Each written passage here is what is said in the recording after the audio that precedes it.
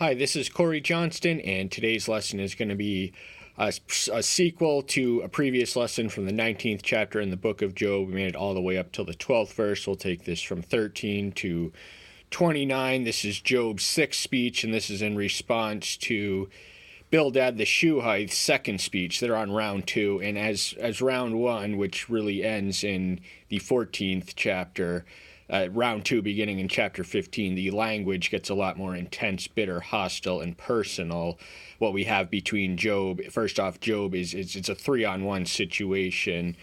They're struggling to make sense of why he suffered, and they all insist. They say different things, but they all insist. They all defend the same theological system, which insists stubbornly that earthly justice is reflective of divine justice. So they were prosperous because they were righteous and they had wisdom. And then Job had all these things, and then it came down and hit him all of a sudden, all at once. Inexplicably, there's no explanation and answer, and they charge him with having sinned in secret. And it gets, but there's two things that Bildad says in the 18th chapter. This is his second speech. The first time we hear from him is in the 8th chapter, and that's in verses 17 and 19. And he's describing the fate and the lot of the wicked, beginning in the 5th verse of this chapter. Verse 17, remembrance of him perishes from the earth, and he has no name on the street. This informs and influences Job's expressed desire to have his words recorded for posterity, because he had no remembrance, he had no children. 19th verse, he leaves no offspring or descendants among his people, nor any survivor in his dwellings. Job's children had all died, all 10 of them, and all at once. So Job had no, the human instinct for immortality was such that it compelled him to desire that his words be inscripted. And of course, he got the wish to his prayer. We don't know who wrote the book of Job. It in all likelihood was in Job itself, but we trust that the recording is faithful, accurate, and true. 19th verse, Job says, how long would you grieve my life and crush me with words? His antagonists, his counterparts, are adding insult to injury by, first off, he's a man who lost everything, his health, wealth, and his family, and to come at him with meritless and groundless and baseless accusations of sin would have certainly added insult to injury. So words are weapons. You know, a tool is a weapon. You can use a hammer to build a house, or you can use one to bash someone over the skull with. And how we use them is a test of agency. So if we were in this situation, how would we approach our friend if we knew them? And he was Verse 4, even if I have truly gone astray, my straying remains with me. Verse 5, if indeed you would exalt yourself above me and plead against me, or I reproach. So it's easy to be critical of others when we are not in their shoes. It's easy to insist that everyone's lot in life is their own fault, their own personal failings. It's not always as simple as that. Job was visited with calamity, not because he had gone astray, but to attest the sincerity and the integrity of his faith, in spite of it, losing it all, in spite of doing nothing to deserve it. But the main sinner we need to look at is the one in the mirror. So we can't be playing religious detective. We have to be intensely introspective of our own moral inventories and not be critical or judgmental of others, not place ourselves above them. We want to treat human beings as equals, and not, position ourselves above them and, just use words to demean them and diminish them.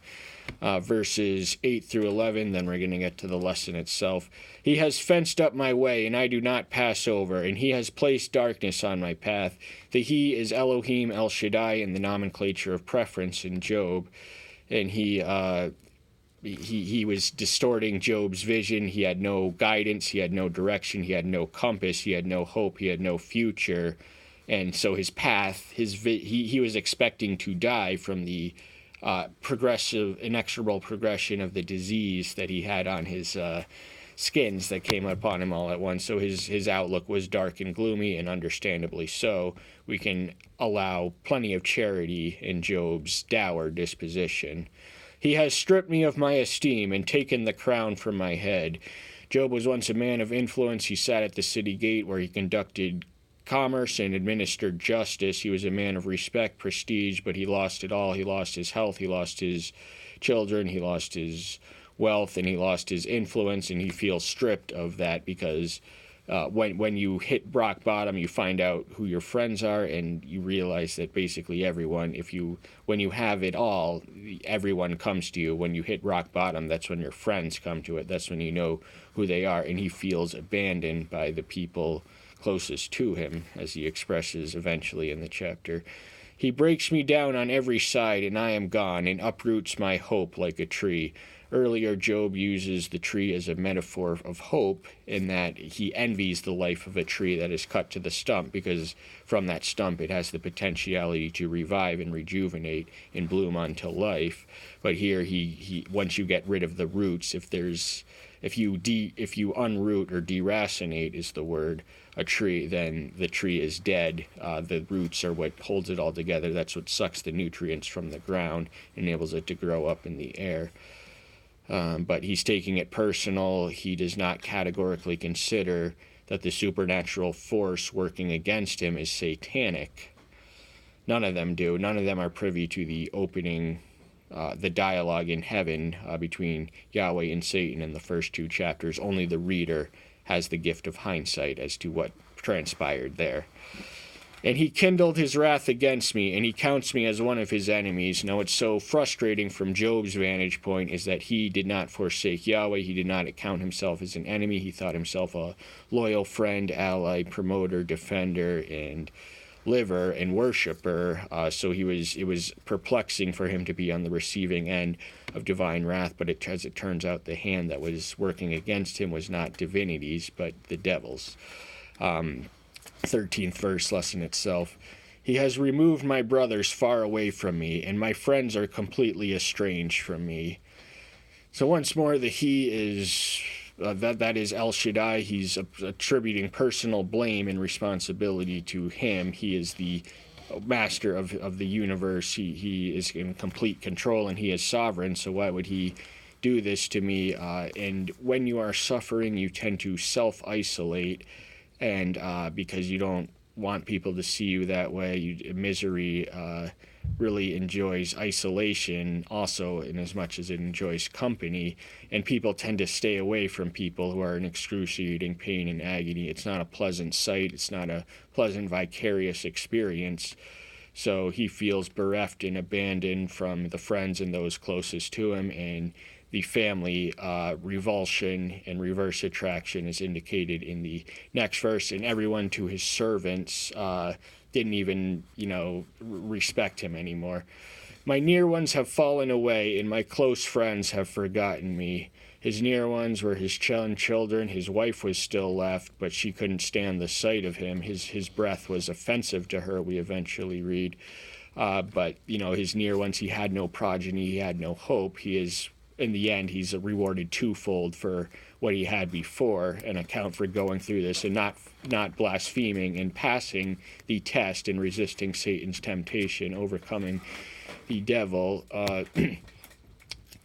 But he feels forgotten and forsaken by his friends. These three comforters, somewhat misleadingly titled, are former friends of his who, it turns out, were fair weather friends. They still had their fortunes, they still had their health, they still had their wealth, and they treated him as he was garbage because he was now one of them, one of the poor people, the abandoned, and they insist it would because it was his sin. So they refused to remain friendly with him, and they resented the fact that Job resisted their arguments to defend his innocence. The guest in my house and my female servants reckon me for a stranger. I am a foreigner in their eyes. A man's home should be his castle, but that was not the case in Job's present situation. The guest and the servants all, did not treat him with respect, but they demeaned and despised him, and he was not welcome in his own home, seemingly. So diminished was his respect and prestige. that they treated him not as the homeowner but as an interloper. And this is just the consequence of, losing everything all at once. And, no one likes to look at someone who's covered in skin boils, and they could be contagious for all they know. But Job did still have his house. The physical structure which were sheltering his 10 children collapsed by an east wind. Suddenly, Satan sent that wind. I have called my servant, but he gives no answer. I have to beg him with my mouth. This reminds us of what we read in the 7th verse. But I cry violence, but I am not heard. I cry aloud, but there is no justice. So whether he speaks to anyone in heaven or earth, Job feels ignored. He feels forgotten. He feels forsaken.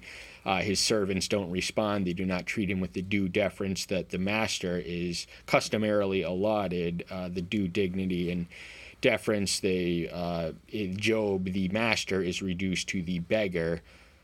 So it's an inversion of the order of the master-servant relationship for him to be reduced to begging the one who should be at his beck and call. My spirit is strange to my wife, and my kindness to the children of my own body. So he felt things were not going swimmingly in his marriage. His wife implored him to curse Yahweh and die, and Job was in agreement with the second part of that suggestion. He was ready to die. He expresses his wish for death and wishes that he had never been born alive as early as the 3rd chapter. Job's wife says that in the 10th verse of the 2nd chapter. But he is, for all intents and purpose, estranged from his wife, much like the servants, much like his children who are gone and no longer with him, much like his former friends, the guest in his house. Everyone is his own wife, who was mercifully left alive and would go on to conceive 20 more children after the fact. And so his children were gone, and that ties into children of my own body. They were the seed of his flesh. They were his pride, delight, joy, and prize. And for an ancient man to be bereft of any male descendants to perpetuate his line was considered the greatest curse of all curses. Even young children have scorned me. I rise, and they speak against me. So even children, bratty things, we like to teach them to respect their elders, but they look at Job and they just despise the sight and despise the man.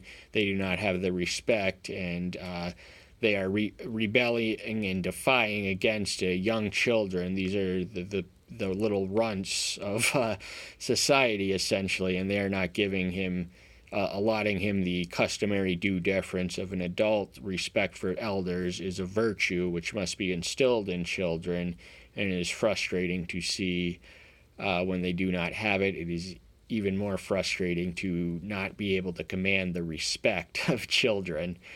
But Job, didn't have a whole lot going for him at this moment in his life. All my intimate friends loathe me, and those whom I love have turned against me. So the people he thought he was close to, his friends, his family, his close acquaintances, his intimate companions, they now considered him an alien and an enemy. They despised him, they loathed him, they rejected him, they were ridiculing him to his face. 3 of them at least right now. And the most frustrating thing is to love someone who does not love you back, and to be forsaken by those who once loved you or that you still love is an incomparably inexpressive, tragic experience. My bones cling to my skin and to my flesh, and I have escaped by the skin of my teeth. So Job is emaciated, he's famished and hungry, and he's been mourning, and he's in sackcloth and ashes, and he has skin boils from head to toe.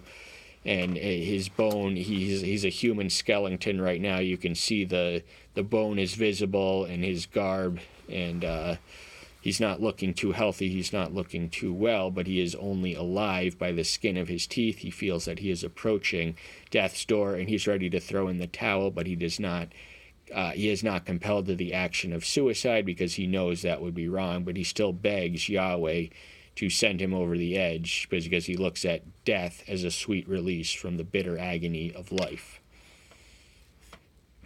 Show grace to me, O you, my friends, for the hand of Eloah has struck me.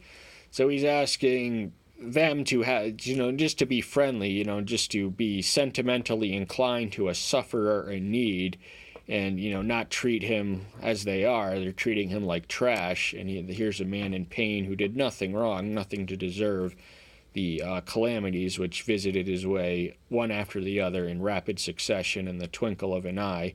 And he had everything and he lost everything. But he also, he stubbornly thinks that Eloah is the author of his evil. Eloah is the singular version for Elohim. It is not a divine entity, but the sovereign permission of Elohim. That finger gave the sovereign permission. He gave Satan license to take everything except Job's life, and if you give the adversary an inch, he will take a mile. Why do you persecute me like this, El, and are not satisfied with my flesh? So this ties back to the whole reason of why Yahweh allowed Satan to inflict such affliction on his faithful and obedient servant. And so what purpose? This is the genre of theodicy which explores and explains the relationship of suffering to the righteous. And the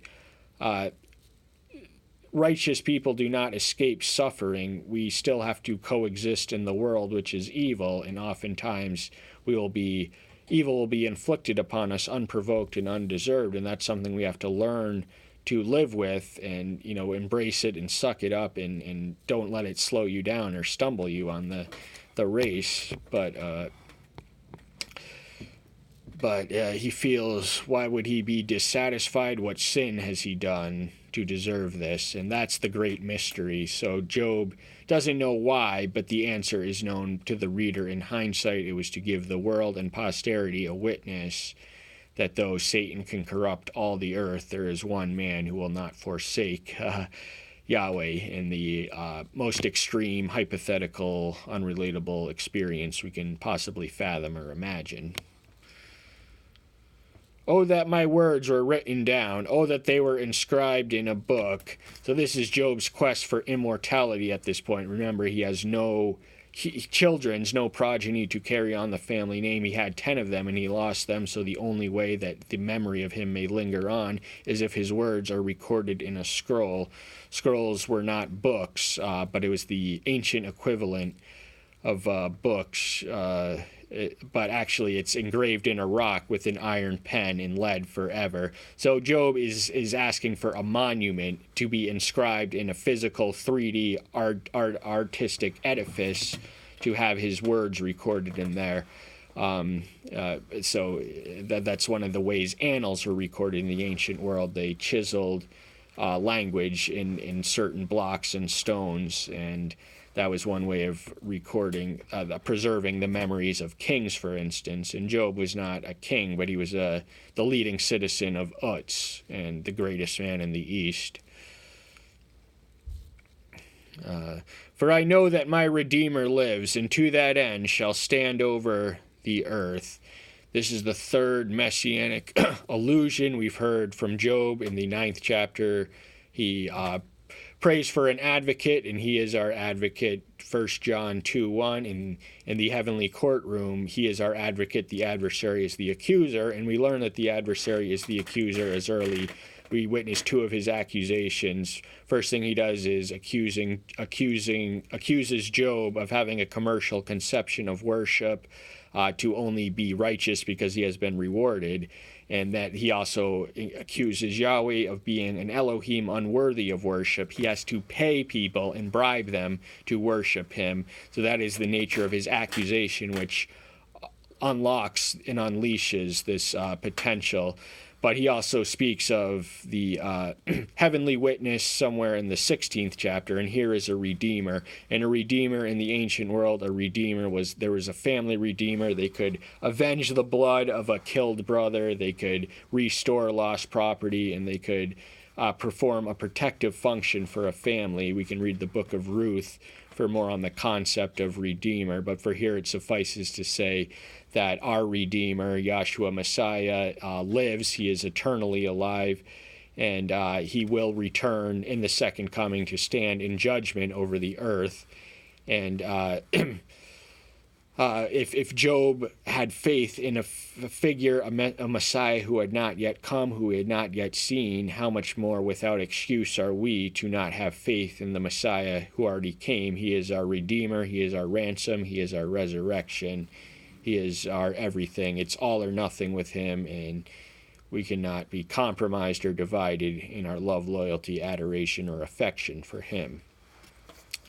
And after my skin has been struck off, then in my flesh I shall see Elo. So Job is at death's door as far as this dreaded skin disease is concerned. He's in searing pain, and he feels that he is approaching the door of death. It's going to inexorably degenerate into something that will kill him. He has the sense that this creeping, crawling skin disease is something fatal, but he has faith that he will see Eloah before he dies, and blessed are the pure in heart, for they shall see Elohim. We read of in Matthew 5:8. Job certainly satisfied that prerequisite. He was pure in heart. He maintained his innocence against, these unmerited accusations, but he was right to do so. And even though he didn't suffer because he sinned, he did sin in his suffering on occasion. There are statements that can easily be perceived no other way than as self-righteous. So Job's language is a mix of despair and expressions of hope. Most of the language we've heard of is despair, and he has every right to be, but he occasionally does break out into concrete expressions of faith for a redeemer and a resurrection. So this also alludes to the afterlife, that there is life after death. After our physical bodies decay, our spirit, we can be resurrected, and then we will see Eloah, the eternal one, for an eternity. Whom I myself shall see on my side, and not a stranger. My kidneys have failed within me. So he has faith, and he prays with fervent heart and frequent intensity that he will he will be vindicated in a heavenly court. He knows that Elohim is omniscient, and therefore he will vindicate him in the court in the final day and answer in judgment. So this is his hope and his expectation, but his so searing is his pain that he just wants relief from it. But he also does have, so he returns to the language of despair. My kidneys have failed within me. Kidneys would have been essential for stamina in the spiritual analogy. If you say, why do we persecute him, seeing the root of the matter has been found within me? Fear the sword yourselves, for wrath is the punishment of the sword, so that you know that there is a judgment. So Job closes it with a strong words. He's saying, hey, if this could happen to me, it can happen to you, because I'm every bit as pious, righteous, upright, and blameless as any of you. I am, in fact, superior in wisdom, and the wisdom of his words would be vindicated by Yahweh. He claims that his three comforters spoke in ignorance of him, but he affirms the correctness of much of what Job says when he does finally deign to condescend in the form of a whirlwind, beginning in the 38th chapter. And so he does get his long prayed for day in court, and the message we may profitably extract is, if we want anything bad enough, we will pray frequently, fervently, with abandon, and without restriction. That's all the time we have for today. Thank you so much. I'm so glad you're here. Stay tuned until next time. I'll see you then. Bye-bye.